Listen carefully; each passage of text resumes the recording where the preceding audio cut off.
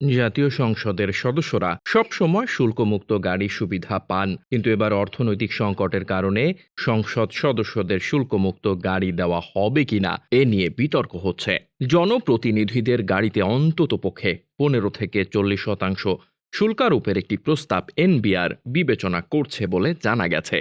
জনপ্রতিনিধিরা দেশে আইন প্রণয়ন করেন। বাংলাদেশের সংবিধান অনুযায়ী দেশে সংসদীয় গণতন্ত্র, কাজেই সংসদীয় গণতন্ত্রে সংসদ সার্বভৌম, আর সার্বভৌম সংসদের প্রতিনিধিরা শুল্কমুক্ত গাড়ি পেলে রাষ্ট্রের কতটুকু ক্ষতি হবে তার চেয়েও বড় কথা হলো এই প্রণোদনা তাদের জনগণের জন্য কাজ করার ক্ষেত্রে অনুপ্রাণিত করবে। কিন্তু সেই চেষ্টা এবার বাগড়া দিয়েছেন আমলারা। তারা মনে করছেন কৃচ্ছ সাধনের এই সময়ে সংসদ সদস্যদের শুল্কমুক্ত গাড়ি সুবিধা দেওয়া উচিত নয়। কেউ কেউ এটিকে অনৈতিকও বলছেন। এটি নিয়ে যখন আলোচনা এবং বিতর্ক, ঠিক সেই সময় চলমান অর্থ সংকটের মধ্যে জেলা প্রশাসক এবং উপজেলা নির্বাহী কর্মকর্তাদের জন্য ৩৮১,৫৮,০০,০০০ টাকার ২৬১টি নতুন জিপ গাড়ি কেনা হচ্ছে।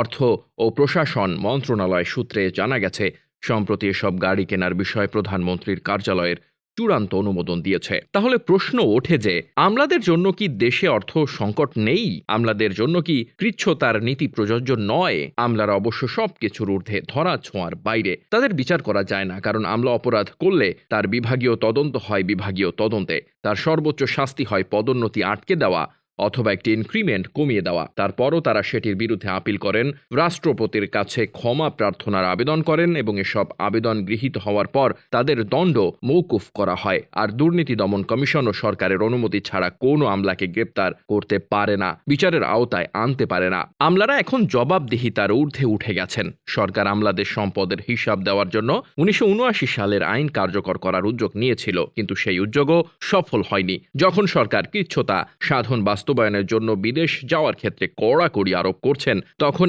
আমলারা দিব্যি সরকারি খরচে বিদেশ ঘুরে বেড়াচ্ছেন।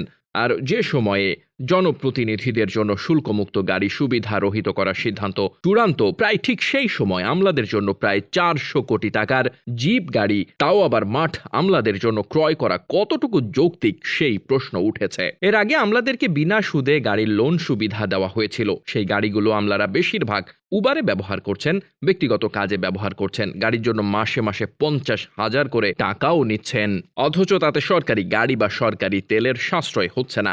এক আমলা সুদমুক্ত গাড়ি কিনছেন, আবার একাধিক সরকারি গাড়িও ব্যবহার করছেন। এরকম অবস্থা যখন চলছে, তখন আমলাদের রাজত্ব ভালোভাবে অনুভব করছে গোটা বাংলাদেশ। অর্থনৈতিক এই সংকটের মুখে আমলাদের জন্য 261টি গাড়ি কেনা কতটুকু যৌক্তিক সেই প্রশ্ন যেমন উঠেছে, তার চেয়েও বড় প্রশ্ন হলো, আমলারা কি তাহলে জনপ্রতিনিধিদের চেয়েও বেশি ক্ষমতাবান? আমলারা কি তাহলে দেশ চালাচ্ছেন? ডেস্ক রিপোর্ট, বার্তা বাজার।